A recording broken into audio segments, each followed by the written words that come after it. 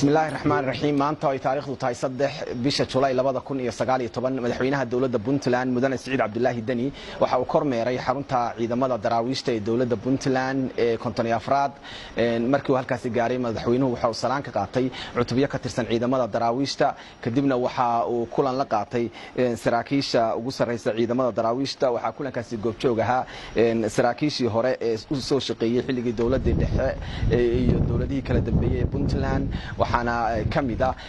General Cabdisamed Cali Shire madaxweyne ku-xigeenkii hore ee Puntland iyo waliba General Maxamed Xirsi Morgan kulankaasi waxa ujeedkiisu ahaa oo ku saabsanaa tirakoobka tayeynta iyo dhismaha ciidamada dawladda Puntland si loo helo ciidamo tirsan oo tayeysan arintaasi oo qayb ka ah ballanqaadyadii madaxweynaha dawladda Puntland mudane Saciid Cabdullaahi Dani madaxweynuhu waxa intuu xafiiska joogay uu aad xoog u saaray arrimaha dhismaha ciidamada waxaana jiray kormeero iyo kulamo la xiriira arrimahaasi oo uu u kuurgalayay sidii wax looga qaban lahaa muhiimad gaarana uu siinayay dhinaca kale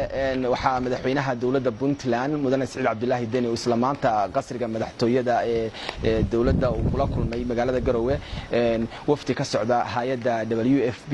oo uu hogaaminayo sarkaalka WFP ugu sareeya Soomaaliya Mr. Laurent Bukera oo isagu dhawaan la filayo in loo wareejiyo Yaman waxa kulanka ka qayb galay isaguna madaxa WFP u qaabilsan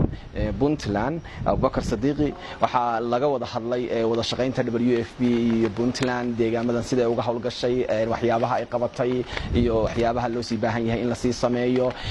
waxaana muhiimadu ay tahay in waxqabadkeeda WFP ay ku saleyso baahiyaha deegaanada ka jira oo deegaanada ay ka yimaadaan si ay uga jawaabto